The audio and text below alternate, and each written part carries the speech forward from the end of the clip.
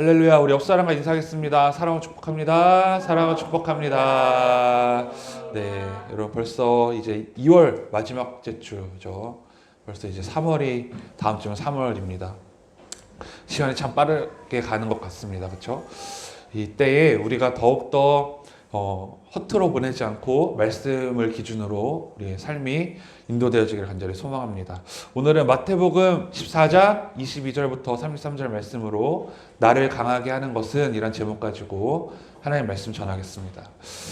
오늘 말씀은 예수님께서 오병이어 기적을 일으키신 후에 나타난 말씀입니다. 오병이어의 기적을 경험한 수많은 사람들이 우리가 글로 보는 것 이상으로 흥분하기 시작했고, 요한복음 6장 15절 말씀을 보니까 예수님 억지로 붙들어서 왕으로 삼으려고 했습니다. 그들이 왜 흥분했습니까? 그들이 굶주리고 있을 때 예수님께서 오병이어의 기적을 일으키셨기 때문에 사람들이 막 지금 들떠있고 흥분하고 예수님을 억지로 끌어다가 왕으로 세우려고 하는 지금 그런 상황에 있는 것입니다. 예수님이 하신 오병이어의 기적을 경험하고서 예수님이면 먹을 것도 걱정 없고 또 저런 분이 왕이면 우리가 아무 걱정 없이 살 수 있겠다, 이런 생각을 했던 것 같습니다. 그런데 제자들 또한 이 모습을 지켜봤고 사람들이 예수님을 향해서 열광하는 모습과 또 주목받는 모습에 취해서 지금 이 상황에 더 머무르고 싶다, 이 자리에 더 머무르고 싶다라고 했던 것입니다. 하지만 예수님은 오늘 본 말씀 22절 말씀을 보니까 많은 사람을 돌려보내는 동안 제자들을 재촉해서 호수 건너편으로 먼저 가 있으라고 말씀하십니다. 그렇게 사람들을 보내신 후에 예수님은 기도하시기 위해서 따로 산에 올라가셨습니다. 사람들은 예수님을 찾다가 예수님 보이지 않자 하나둘씩 집으로 돌아가 흩어졌고, 예수님은 산에 저녁까지 혼자 계셨습니다. 그럼 제자들은 어디에 있습니까? 지금 제자들은 건너편으로 가기 위해서 배를 타고 이동하는데, 육지에서 이미 멀리 떨어져 있을 때 무엇을 만나요? 큰 파도와 거친 바람으로 어려움을 당하고 있는 것입니다. 그때가 언제냐면 밤 사경이라고 성경에 나오는데, 밤 사경은 새벽 3시부터 6시를 일으켜서 밤 사경이라고 합니다. 그래서 그 밤 사경에 예수님께서 그런 제자들을 향해 바다 위로 걸어가셨던 것입니다. 예수님께서 바다 위를 걸어가시는 모습을 제자들은 뭘로 표현했느냐? 유령으로 착각하고 무서워서 소리를 질렀던 것입니다. 여러분, 이 모습을 보고서 제자들이 어떻게 예수님을 보고 유령이라 소리 지르며 무서워할 수 있을까라고 생각할 수 있겠지만, 다른 사람들도 아니고 예수님의 제자인데 라고 생각할 수 있겠지만, 사실 여러분, 큰 파도와 거친 바람으로 목숨이 위태로운 상황이면 일단 제정신은 아닌 거죠. 여러분, 배를 타보신 적 있어요? 배를 탔을 때 큰 파도가 일어났을 때 여러분 거기서 제정신일 수가 없어요. 그렇죠? 막 멀미할 수도 있고 그 파도에 휩쓸려서 죽음의 위기에 막 놓여 있을 때 제정신이겠습니까? 당연히 두려움에 휩쓸릴 수밖에 없었죠.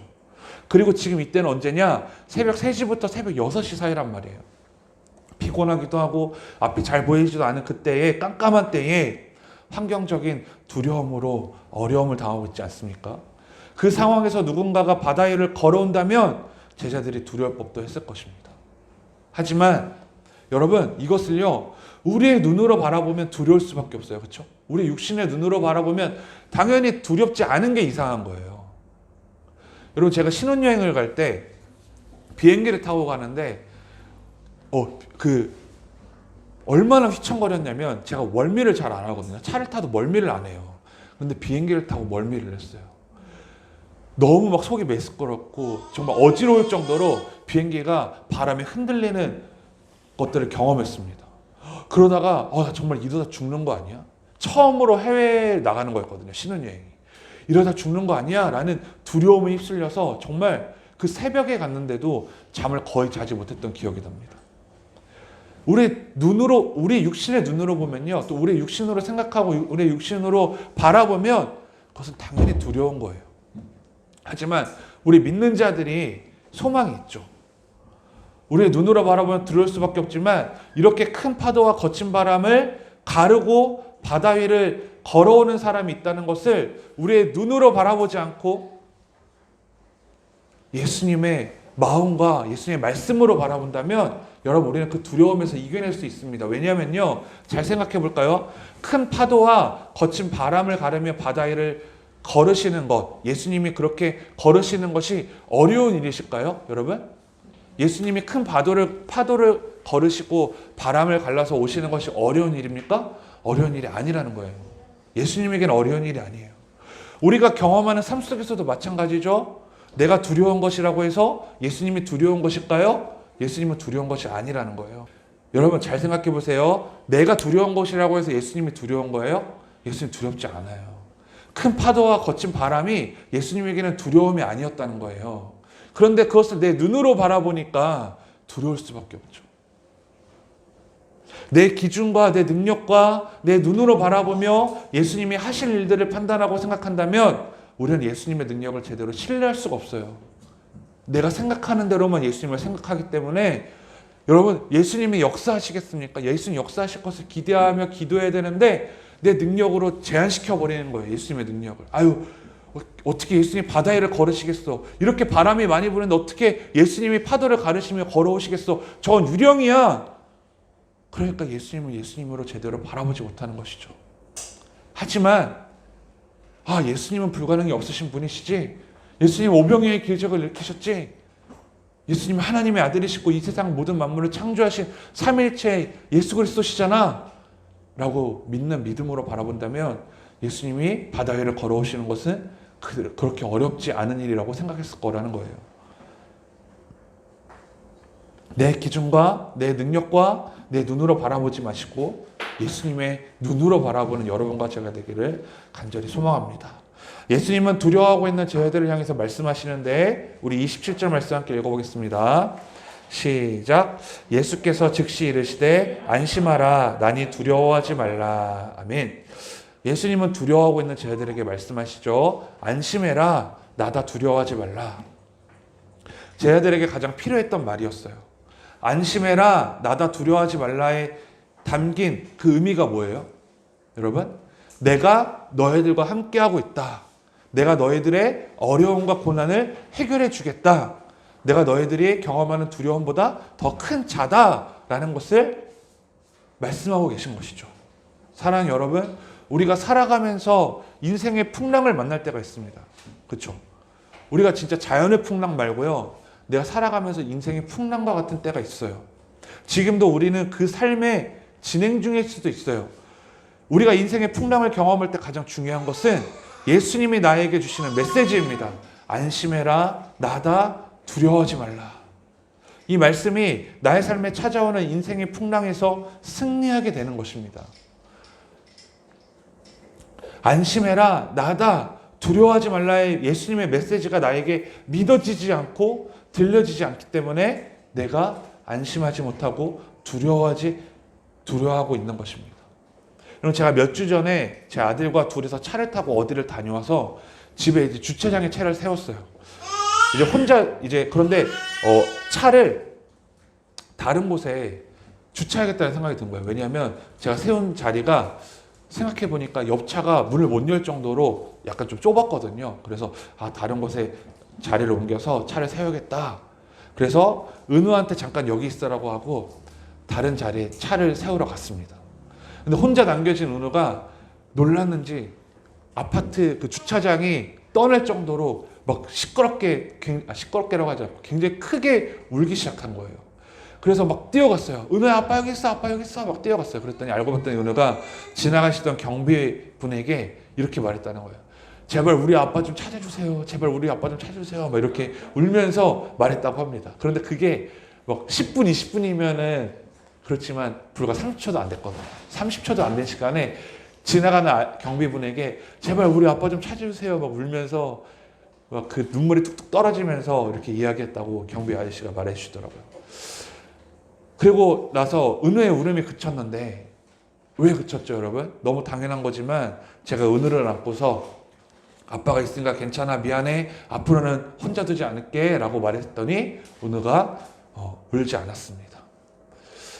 말씀을 준비하면서 드는 생각은 나 또한 어려움과 고난을 당할 때 나와 함께 하시는 하나님을 잊고 있기 때문에 내가 그 두려움을 당하는 것이다 라는 생각이 들었어요. 은우가 저와 있을 때는 울지 않거든요. 두려워하지 않거든요.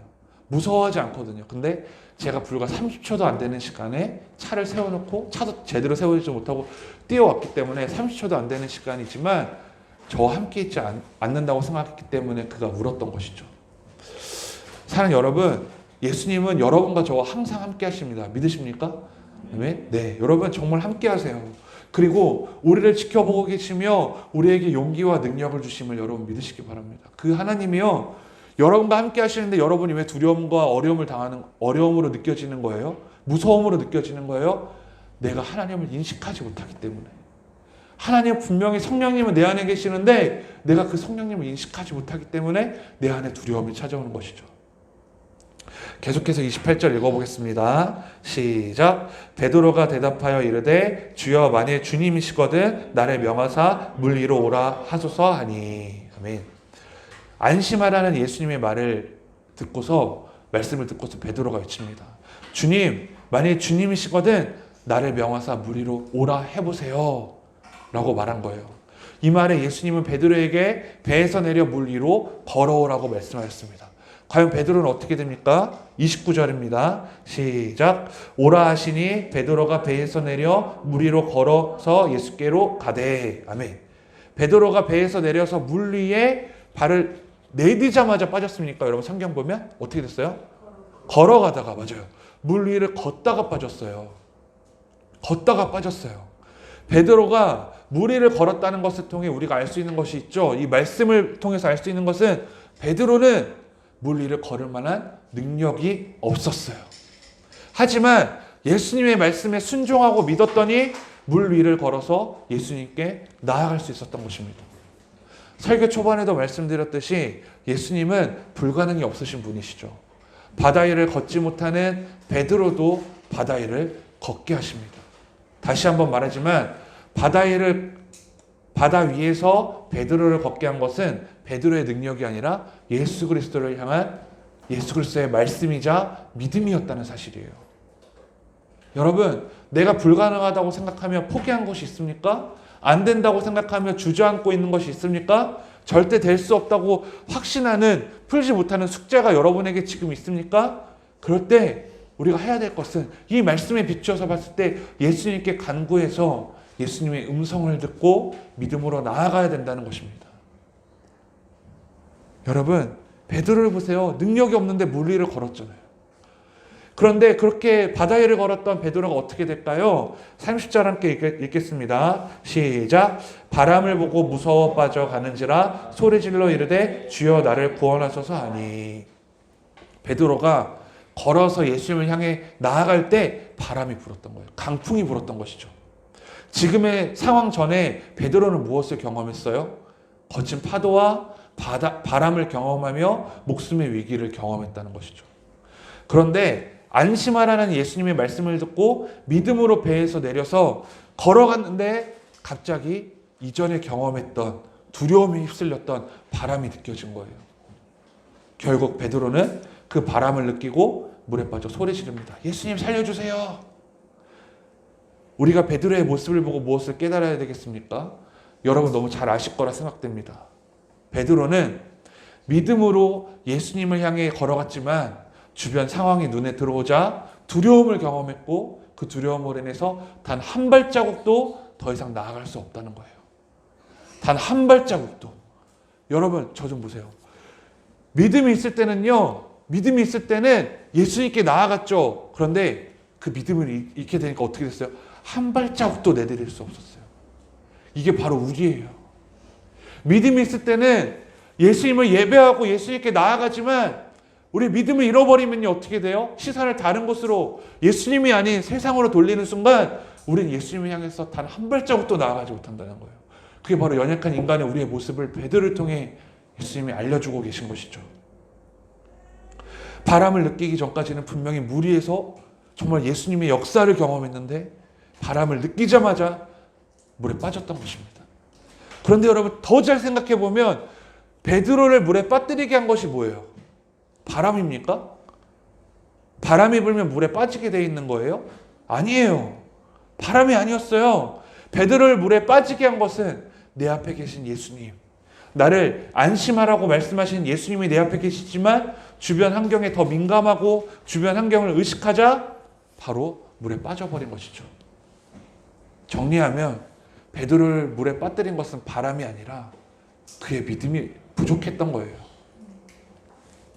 사랑하는 여러분, 지금 내가 예수님만 바라보는 신앙과 믿음으로 승승장구할지라도 예수님에게서 시선을 돌리면 물에 빠지는 것은 순식간인 것입니다.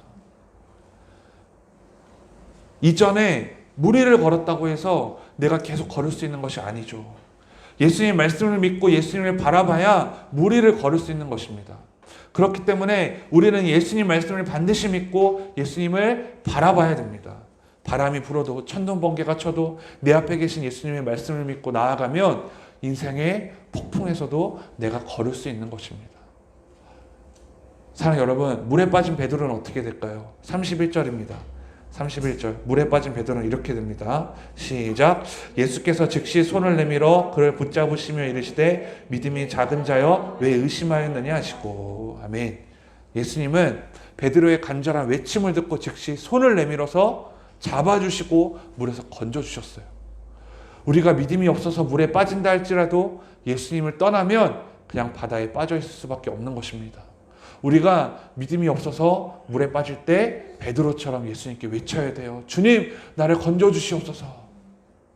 지금 여러분의 영적인 상태와 여러분의 삶에서 경험하는 고난 가운데 놓여져 있는 상태가 물에 빠져 있는 상태라면 여러분 그때는 예수님께 간구해야 될 때예요. 예수님, 나를 살려주시옵소서. 나를 붙잡아 주시옵소서. 그 외치는 믿음 없이 믿음이 없는 우리에게 예수님은 오히려 따뜻한 손으로 우리를 잡아 일으켜 주신다는 사실입니다.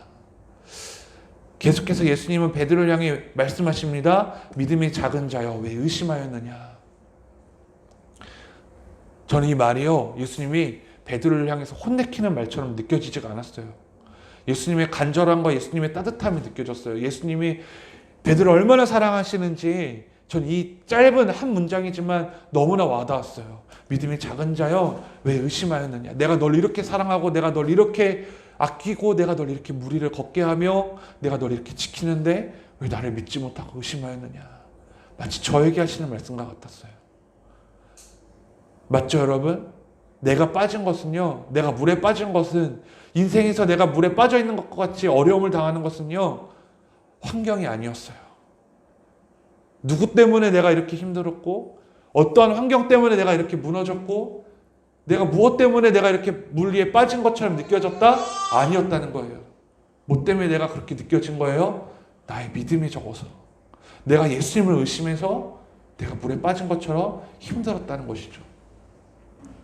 믿음이 있는 자는 강한 풍랑이 일고 강한 파도가 있어도 끝까지 이겨냅니다. 여러분, 그 서핑하는 거 보셨죠? 서핑하는 사람들은요, 일반 사람들이 감히 엄두도 못 내는 곳에 들어가서 그 파도를 즐깁니다. 오히려 더 큰 파도를 찾아서 다니죠. 그런데 그 사람들이 그렇게 파도를 즐길 수 있는 이유가 뭐죠? 그 서핑 보드를 믿고 있기 때문이에요. 아, 이 서핑 보드를 타면 물 위를 뜰 수 있구나. 그리고 이 파도를 가를 수 있구나라는 것을 믿고 있기 때문이죠. 그 사람들이 서핑 보드를 타면 아, 이게 물에 가라앉을 것 같은데 이거 타면 나 물에 빠져 죽을 것 같은데? 라고 생각하면 큰 파도를 향해 나아가지 못합니다. 여러분, 저는 그와 마찬가지라고 생각해요. 여러분, 예수님을 믿는데 정말 예수님 믿습니까? 정말 예수님 믿는데 강한 파도와 거친 바람이 여러분에게 놓여져 있을 때 예수님 믿으면 이길 수 있어야죠. 여러분 믿습니까? 이길 수 있어야죠. 믿음으로 이겨내야죠. 무엇으로 이기려고 하고 있어요? 물질? 명예? 나의 직업? 내가 가진 어떠한 재능? 달란트 이런 것으로요? 아니요. 여러분 이길 수 없어요. 믿음으로 이기는 거예요. 세상을 이기는 능력은 바로 이것이니 오직 믿음이에요. 여러분 믿으십니까? 여러분 제가 주중에 바다를 보고 왔어요. 어디를 갔는지 말씀 안 드리겠는데 바다를 보고 왔어요. 근데 바다를 봤는데요. 그때 그곳에 간 곳이 강풍주의보가 내려졌었거든요. 그 바람이 얼마나 센지 진짜 저와 같은 몸도 이렇게 휘청거릴 정도였어요. 비가 오면요 정말 우산 쓰잖아요. 그 우산을 쓰면 제가 진짜 하늘로 만화처럼 슉 날아갈 것 같은, 하늘 위로 날아갈 것 같은 그 정도로 바람이 불었어요. 그런데 여러분 차에 타 있으니까 안심이 되는 거예요. 밖에 나가서 제가 이렇게 서 있을 때는 막 휘청거리는데 차에 타니까 안심이 되는 거예요. 아, 차가 나를 저 바람에서 막아주지. 이런 말씀을 어제 정리하면서 그런 생각이 들었어요. 아, 저렇게 아무것도 아닌, 사람도 아닌 저 차에 몸을 맡겼을 때 내가 안전함을 느끼는데 이 세상을 창조하신 하나님을 믿지 못하고 나는 왜 불안해하며 살아가는 것일까? 믿음의 반대말은 염려예요. 믿음의 반대말은 염려, 걱정과 근심. 내가 걱정과 근심하고 있다면요, 내가 믿음을 잃은 것이라고 생각하고 베드로처럼 여러분 예수님 향해 외치십시오. 주님 나를 살려달라고. 영적으로 살려주시고 내가 두려움을 느끼지 않는 믿음을 허락하여달라고 여러분 살려달라고 외치십시오. 그럴 때 예수님은 여러분의 손을 붙잡고 일으켜 주실 것입니다. 사랑하는 여러분, 오늘 말씀을 통해서 진짜 나를 강하게 하는 것이 무엇인지를 생각해 보기 원합니다. 나를 강하게 하는 것은 베드로를 통해 알 수 있었습니다. 바로 예수님의 말씀을 듣고 신뢰하는 거예요. 나니까 안심하고 두려워하지 말라. 베드로는 이 말대로 믿고 나아갔다면 분명히 예수님께로 나아갈 수 있었어요. 하지만 그가 의심하고 믿음을 잃었더니 바다에 빠져서 단 한 발자국도 나가지 못했던 그 사건을 우리가 말씀을 통해서 알 수 있었습니다. 우리가 모두 힘든 이 시기를 경험하고 있지만 이 상황 가운데서도 예수님의 말씀과 능력은 변하지 않으십니다. 여러분 믿으십니까? 예수님의 말씀은요 절대로 변하지 않아요. 여러분 믿으셔야 돼요. 예수님의 말씀은 변하지 않아요. 몇천 년 전에 쓰여진 것이지만 변하지 않아요. 그리고 앞으로도 변하지 않아요. 안심하라. 예수님의 메시지는요 베드로에게 말씀하셨지만 오늘날 여러분과 저에게 말씀하신 이 메시지 또한 절대로 변하지 않아요. 영적으로 거친 파도와 바람을 느낄 때 안심하라고 말씀하시면 믿으면 되는 거예요. 여러분 말씀 앞에서 나는 어떤 사람입니까? 예수님께 어떤 사람이에요? 내가 제자 중 한 사람이었다면 여러분 어떻게 했을까요? 우리가 오늘 말씀을 정리하며 함께 생각해보고 한 주 동안 이 말씀대로 살아가기를 간절히 소망합니다. 우리 함께 기도합시다.